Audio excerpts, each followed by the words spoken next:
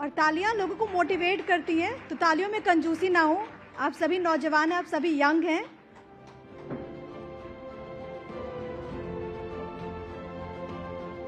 और अब इस सत्र को आगे बढ़ाएंगी मेरी सहयोगी Shikha Thakur. Shikha, over to you.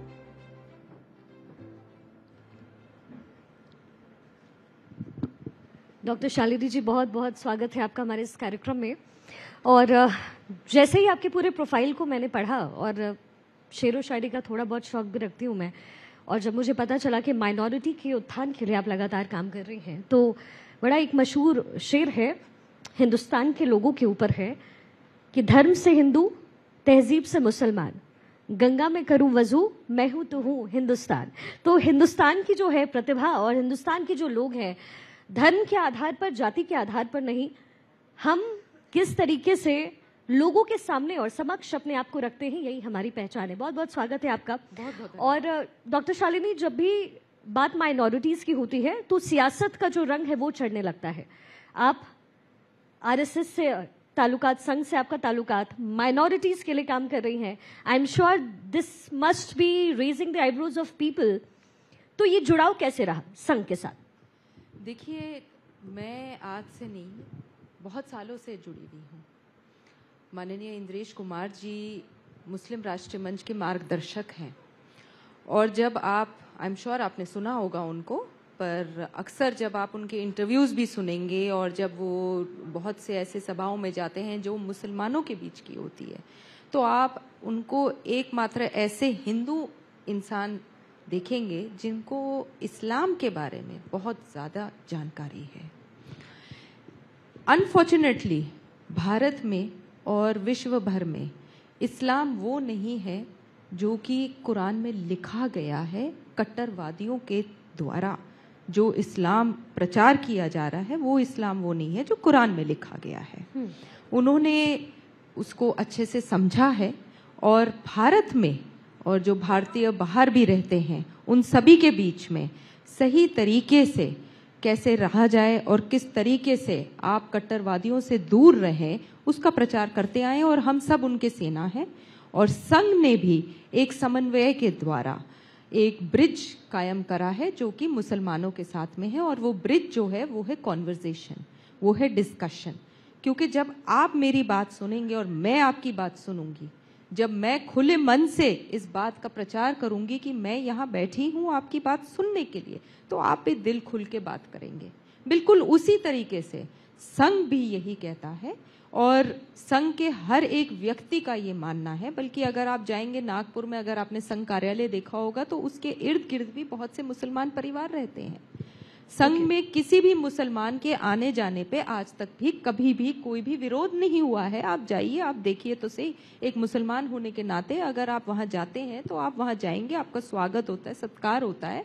आप समझिए कि संघ किस तरीके से काम करता है जी, तो आपको नजर आ जाएगा कि ना तो संघ मुसलमानों के विरुद्ध है, और आज का जो भारतीय मुसलमान है वो भी संघ के विरुद्ध नहीं है। मैं पढ़ी लिखी हूँ, और आज के डेट में सिर्फ मैं नहीं, बहुत से ऐसे लाखों मुसलमान हैं जो पढ़े लिखे मुसलमान हैं, जो सच्चे इस्लाम और कुरान की हिदायतों को फॉलो करते हुए संघ के साथ जुड़े हुए हैं। तो डॉक्टर शालिनी, फिर ऐसा आखिर क्या हुआ हमारे देश में कि एक वर्ग को भड़काने की अगर कोशिश की गई, और वो भी राजनेता वो जिनका धर्म भी वो नहीं था, ऐसा भी नहीं है कि वो मुस्लिम समुदाय से ही आते हों, तो फिर इसकी वजह क्या है? What is the root cause of this? See, the root cause of it is politics on the basis of religion. हमारे कौम में, हमारी कम्युनिटी में सिर्फ एक जो मिस हैपनिंग है शुरू से लेकर आज तक, वो है कि इलिटरेसी, अनएडुकेशन। हम लोग अपने धर्म में दीनी तालीम को बहुत ज्यादा तवज्जो देते हैं, दुनियावी तालीम को इतना ज्यादा तवज्जो नहीं दिया जा रहा था, अब देना शुरू कर दिया है। तो कुछ मौलाना और कुछ लोग जो अपनी दुकानों को खोल के रखते हैं, ऐसे लोगों को भड़काते हैं जिनको इन सारी चीजों के बारे में नहीं पता है। फॉर एग्जाम्पल ट्रिपल तलाक, सालों से आपने देखा कि ट्रिपल तलाक एक उत्पीड़न जो किया जा रहा था बहनों के ऊपर में, वो तरीका ही नहीं लिखा हुआ है कुरान में।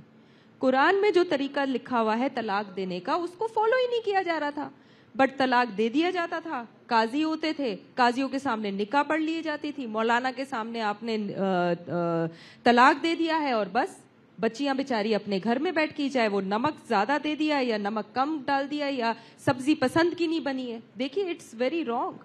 जबकि मैं कहती हूँ हमारा कौम दीनी तालीम पे बहुत ज्यादा तवज्जो देता है, तब भी सही तरीके से जो लिखा हुआ है कुरान में उसे फॉलो नहीं किया जा रहा था। और इसके लिए मैं थैंक यू कहती हूँ, धन्यवाद कहती हूँ। और मेरे साथ बहुत से लाखों मुसलमान बहनें हैं जो कि मोदी जी को समर्थन इसी वजह से देते हैं क्योंकि उन्होंने इस पीड़ा को समझा और उन्होंने इसमें समर्थन दिया। जब इंद्रेश कुमार जी मुस्लिम राष्ट्रीय मंच भी इस मुहिम में जुड़ा हुआ था तो हम लोगों ने इस मुहिम को अंजाम दिया और आज बहनें ट्रिपल तलाक से बिल्कुल फ्री हो चुकी हैं। आप तो डॉक्टर शालिनी खुश हैं, लेकिन जो ओवैसी साहब हैं वो कह रहे हैं, वो आपके समुदाय के हैं, वो लेकिन कहते हैं कि ट्रिपल तलाक आप तो दखल अंदाजी कर रहे हैं, ये दखल अंदाजी है। यूनिफॉर्म सिविल कोड की जब बात होती है देश में समानता होनी चाहिए तो वो कहते हैं कि आप दखल अंदाजी कर रहे हैं। देखिए ओवैसी साहब को मैंने कई बार ऑन स्क्रीन ऑफ स्क्रीन भी, और हम जैसे पढ़े लिखे लोगों ने, मुसलमानों ने उनसे कई बार ये कहा है कि उन्हें अपनी दुकान बंद कर देनी चाहिए।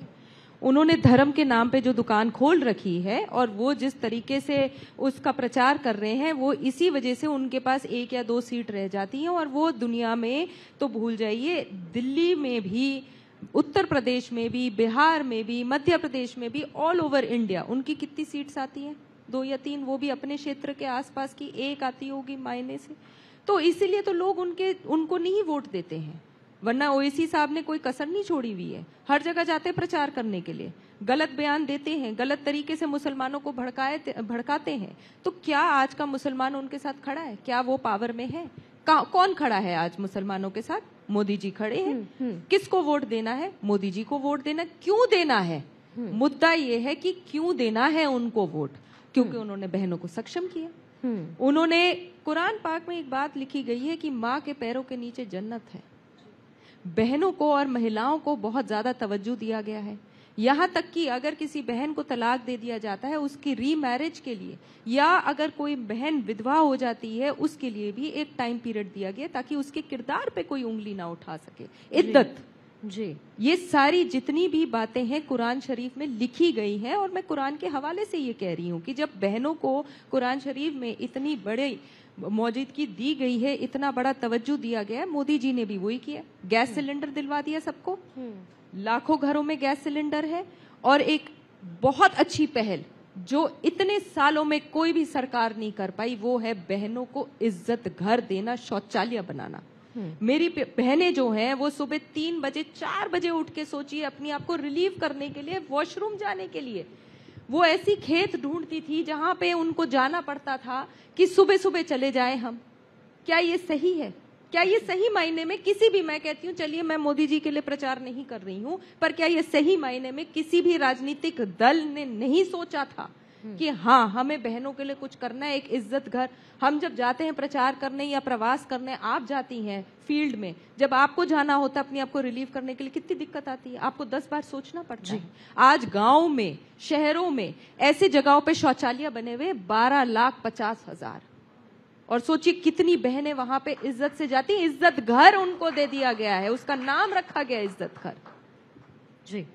तो ये सारी चीजें हुई है ना, ये बदलाव हुआ है, ये बदलाव हुआ है। अच्छा डॉक्टर शालिनी, 2 मुद्दे बहुत ज्यादा इस समय उठे हुए हैं। यूनिफॉर्म सिविल कोड को लेकर आपकी राय क्या है? और मुस्लिम आरक्षण देश में जिस तरीके से दिया गया, क्या आपको लगता है कि, क्योंकि विपक्ष कह रहा है कि जब मोदी सरकार दोबारा आएगी मुस्लिम आरक्षण छीन लेगी, शाबानो केस का भी जिक्र उन्होंने किया, उसके बाद हमने देखा ट्रिपल तलाक हटाया गया।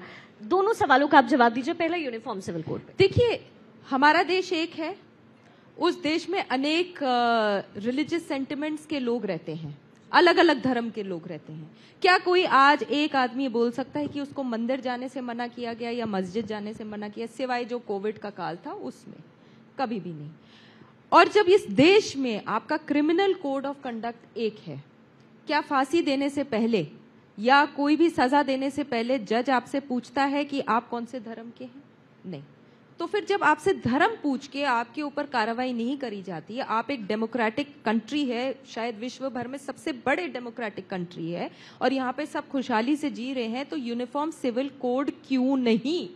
हम यूनिफॉर्मिटी क्यों नहीं ला सकते हैं? आप धर्म अपने घर पे रखिए, अपने धर्म स्थलों तक रखिए, बट जब आप बात करते हैं इस देश को चलाने के लिए एक सिविल तरीके से, तो उसमें यूनिफॉर्मिटी आनी चाहिए। No, but they are saying कि आप पर्सनल लाइफ में इंट्रूड कर रहे हैं। नहीं, you are personal forming a life government, you can not मैं intrude the personal life of a person, जो बहुत गलत किसी और बात law को है, माने। बहुत गलत बात है। बल्कि आपने पहले भी देखा होगा कि मैं तो तकरीबन 35 बहनों का एक कंटिंजेंट लेकर गई थी लॉ कमीशन में, और सबने समर्थन ये दिया था कि जो दिक्कतें आती हैं वो रिलीजियस सेंटिमेंट्स हर्ट करने से नहीं आती है, उन रिलीजियस चीजों को यूज करने से आती है। जैसे ट्रिपल तलाक था, आप देखिए कि आज भी बहनें हैं जो इससे उत्पीड़ित होती थी, इसलिए वो रूल जरूरी था। वैसी पॉलीगैमी, मैं मानती हूँ बहुत से कम लोग हैं, आजकल एक शादियों को निभाना इतना मुश्किल होता है, महंगाई हो चुकी है, बच्चे होते हैं 2-2, 3-3, 4-4 नहीं होते, बट अभी भी ये बहुत से गांव में ये चयन है जहां 2-2, 3-3 शादियां करी जाती है जी। तो क्यों करी जा रही है? क्यों नहीं उसके ऊपर रोक डाला जा रहा है? किस लिए?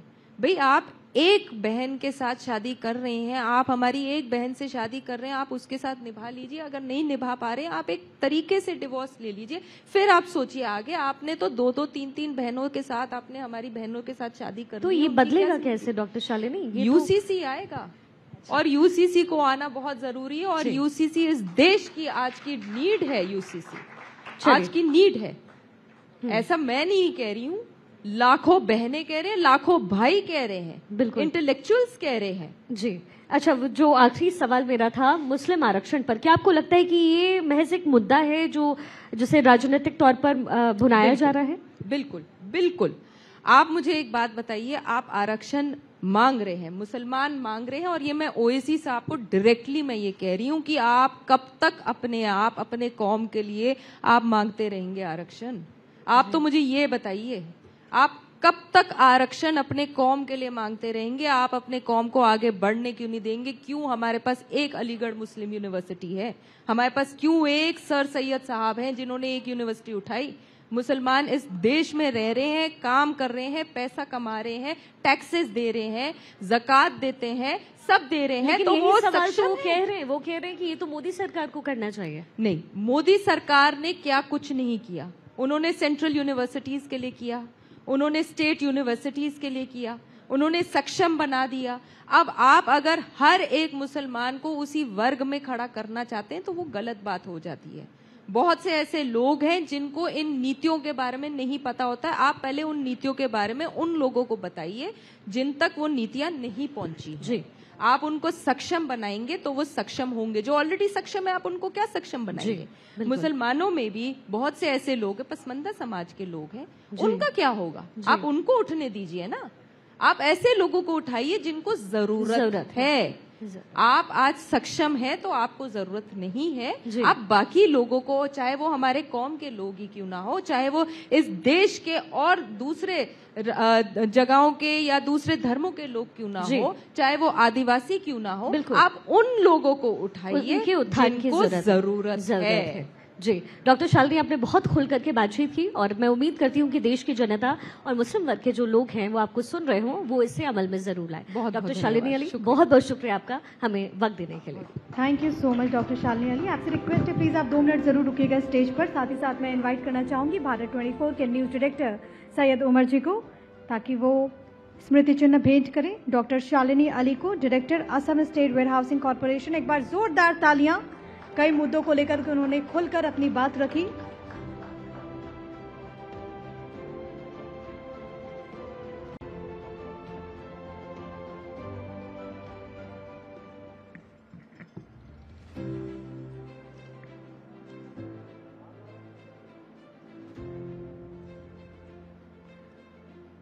Thank you so much.